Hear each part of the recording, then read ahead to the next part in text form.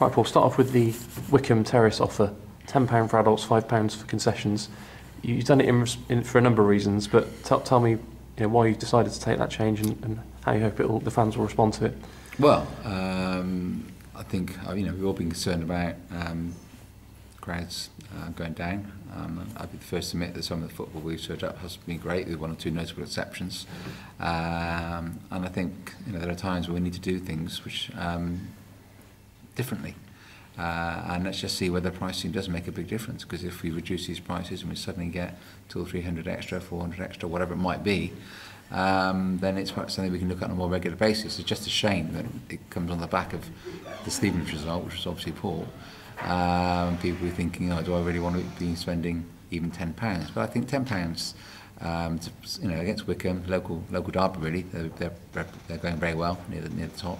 So it's a big game for us, and it's a bit of a thank you for those fans who pay the extra to come watch us against Swindon, and recognition that actually the economy is still tight.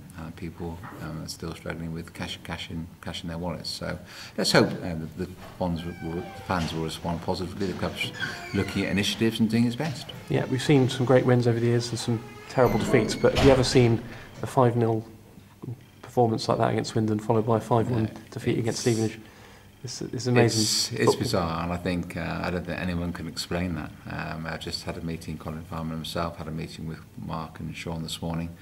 That's my first question: is how do you get your head round what do we do differently against Swindon that we did against Stevenage? And they would say, well, we didn't do anything differently in terms of preparation. And I think the issue, for me, probably the issue is that we played so well against Swindon. It was difficult to make changes to that team, apart from the enforced change, in which and Bowen came in and did very, very well, and that was nice to see a young lad making steppy for us.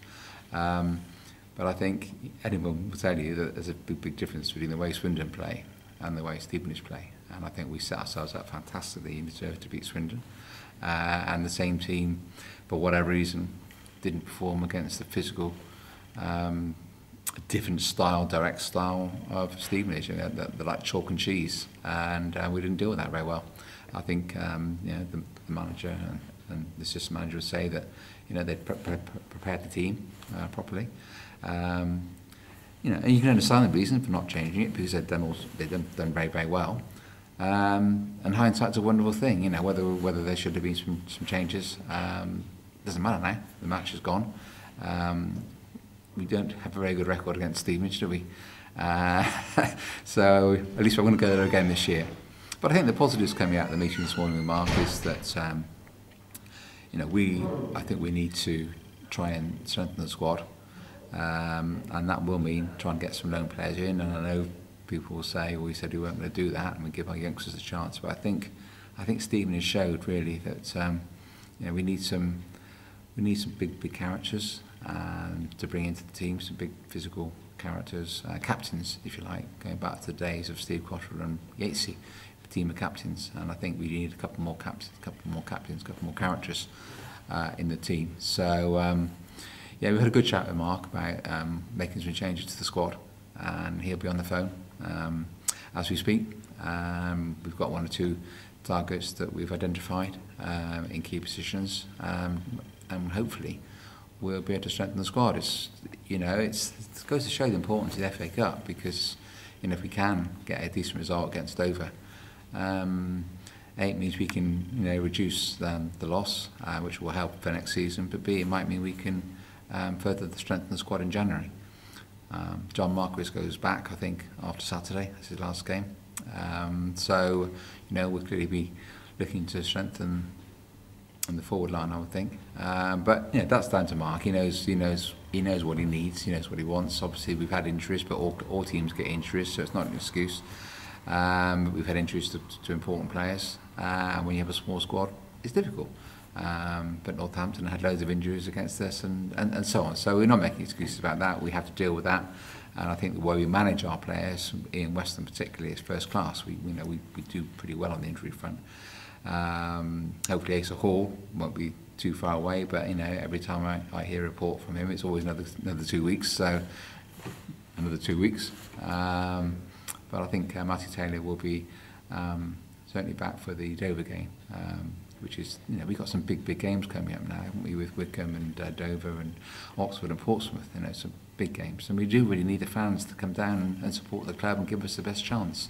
You know, it's no good sitting at home moaning. You know, just come down and try and support us up, and take advantage of the Wickham price reduction.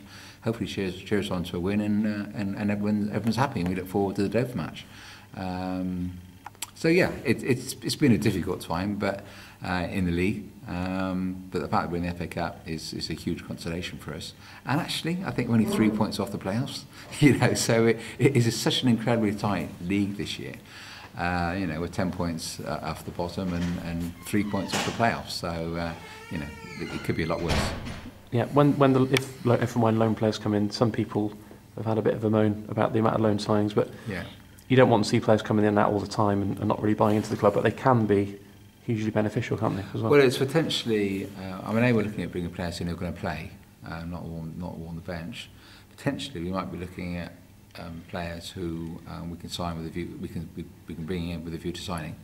Because that would be my preference, because you know, we want people here who are going to buy into Cheltenham Town and become a Cheltenham Town player ultimately, and that is difficult when you're only here on a month loan. We know that, and we haven't been that. I don't think we've been that successful in our short-term loans this season, with the exception of Kobe. And of course, he was called back early, as was the Bristol City lad. So we haven't had the best of luck either with that. But let's see what Mark can do in the next couple of weeks. I don't know if we do sign somebody or a couple of players. Clearly they won't be playing the FA Cup match, but the league is still all to play for, you know, so we need to kick on and make sure we're still in touch and distance to those playoff places come Christmas.